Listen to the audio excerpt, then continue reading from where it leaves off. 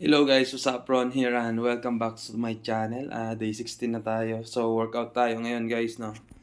We have to work out today is Thursday, August 24, 2023. Alas 6 ng umaga, so medyo umaga tayo ngayon. Ligo muna bago workout para mamaya wala nang ligo. Iwas pasma. So sa mga hindi naniniwala sa pasma,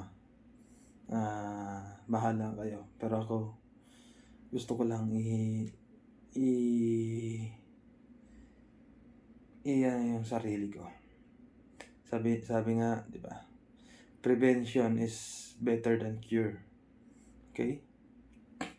Kasi kung nangyari nga sa manager ko dati, di mabantad kalag, namatay na siya. Nagkaroon siya ng polio. So, totoo po talaga yan. Hindi natin pwedeng ibaliwala yun. Parang gravity yan eh. Hindi mo kailangang maniwala para lang masabi mong nag-i-exist ang gravity. Try mong tumalon sa pinakatuktok ng building at sabihin mong 300 times na walang gravity at hindi ka naniniwala sa gravity. At try mong tumalon kapag kapag hindi ka bumagsak, ibig sabihin wala kang gravity. Pero wag mo akong sisisihin kapag ginawa mo yan kasi I warn you, gravity exists. Hindi mo kailangan paniwalaan na may gravity. Nag-i-exist talaga siya. Okay? So, recap tayo sa mga nangyari kahapon. So, maganda naman yung mga nangyari kahapon. Kapag inuuna mo si God talagang everything is fine and nothing's happened na hindi mo ini-expect. So, thank you Lord. Praise God and praise the Lord. At kagabi medyo na-busy tayo. Dumating yung sapatos. Nakuha ko na yung sapatos na binili ko online. At mura lang siya. Kung gusto niyo bumili is pwede sa akin. PM nyo lang ako o comment down below.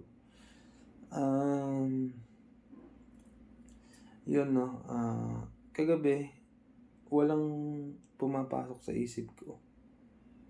At sabi ko, ba't kaya walang pumapasok sa isip ko? Sobrang tahimik. And then, hindi pa ako nakakapagbasa ng Bible. Tutulog na sana ako. Kasi sabi ko, hindi pwede. Kailangan magbasa tayo at magdasal bago matulog. So, nagbasa tayo, no? Ito, 8/23/2023. 23:51 ng gabi, okay? Romans 15:16 verse 17. Ito yung sabi magugulat kayo guys.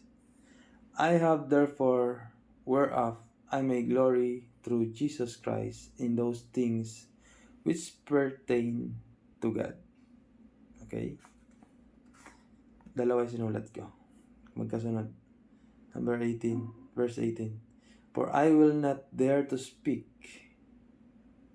of any of those things which Christ hath not wrought by me, to make Gentiles obedient by words and deed. Sabi ko, bakit parang walang pumapasok sa isip ko ngayon? Parang tahimik at payapa lang. Tapos ito yung nabasa ko, for I will not dare to speak of any of those things. Kasi yung parang nasa isip ko lang. Kasi nanonood ako ng Flip Top. Ang gagaling nila. Flip Top. Ang gagaling nila. Naisip ko bakit kaya, ano kaya yung problema? Ginawa ko naman yung nagmo-motivational ako, nagsusulat ako, tapos yun nga, yung parang ginagawa ko, may ginagawa naman akong para sa progress at para sa financial progress at progress din sa sarili ko. Pero bakit kaya ako parang still wala pa rin nangyayari sa akin? At tapos sobrang payapa ng isip ko na wala akong makuha na kahit sagot na may sasagot sa mga tanong ko. So, ito yung nabasa ko sa Bible. For I will not dare to speak of any of those things. Wala siyang sinabi about dun sa mga things na yun.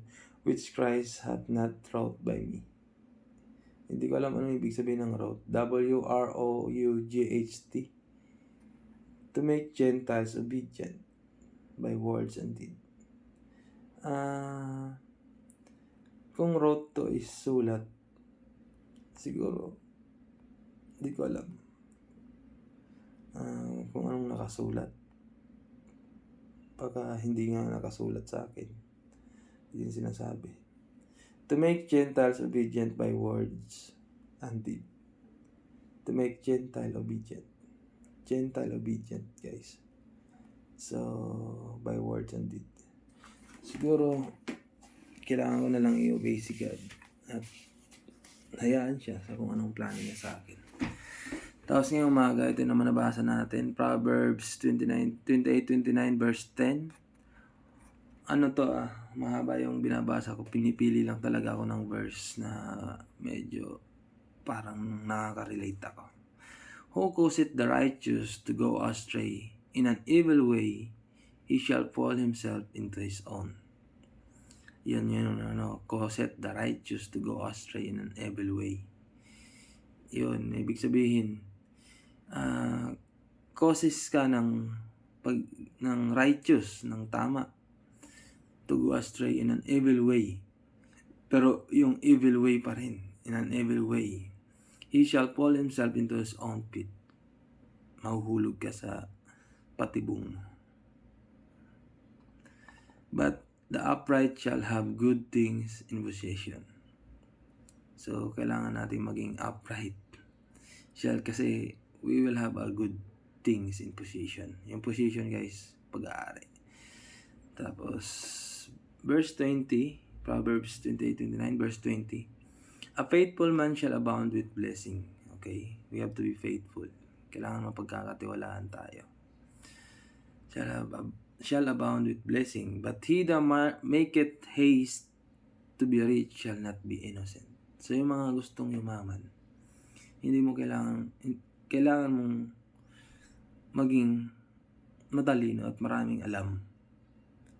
Shall not be innocent. Hindi ka pwedeng maging inosente sa mga bagay-bagay. So, kung gusto mong maging mayaman, but he that maketh haste to be rich shall not be innocent. Tama naman eh. Kasi paano ka maging mayaman kung wala kang alam at inosente ka sa mga bagay-bagay? So, you have to know how to become rich. How to sell, how to sell yourself. So, yun yung sinasabi dito. So tama eh. So, talagang nandito na sa Bible yung mga kailangan mong malaman. Kailangan mo lang magbasa at unawain yung mga binasa mo. Kasi, ano ba to eh, yung matagal na tong sinulat. So, yung mga word na ginamit dito is yung mga word pa nila nung panahon na yun. So, kailangan mo siyang unawain ng maigi. Kung ano ba yung pinapahiwatig. Kung ano ba yung sinasabi in our time. Sa panahon natin ngayon. Pero, madali pa rin naman unawain kasi ano pa rin naman eh, yung itong mga gamit na mga word is still nag-i-exist pa naman in English. King James Version kasi to. So, yung mga gamit na salita dito is yung common word sa kanila or kagaya nito, make, haste, haste. Pag binasa mo siya ng diretso. Make it. Make lang siya eh, from word na make. Pero sa word natin ngayon, hindi na tayo nagamit ng make it. Tapos haste. Okay? So, madali pa rin naman kasi nandiyan pa rin yung root word. Madali pa rin maunawaan. So, yun nga. Yun lang yung sinasabi. Kung gusto mong maging mayaman, dapat hindi ka pwedeng inosente. Dapat alam mo yung mga bagay-bagay. So, yun lang po. That's it for today's video. Ang lahat ng parangal at papuri ay binabalik ko sa Panginoon. Thank you, Lord. Thank you. God bless us and have a great day. Have a great day.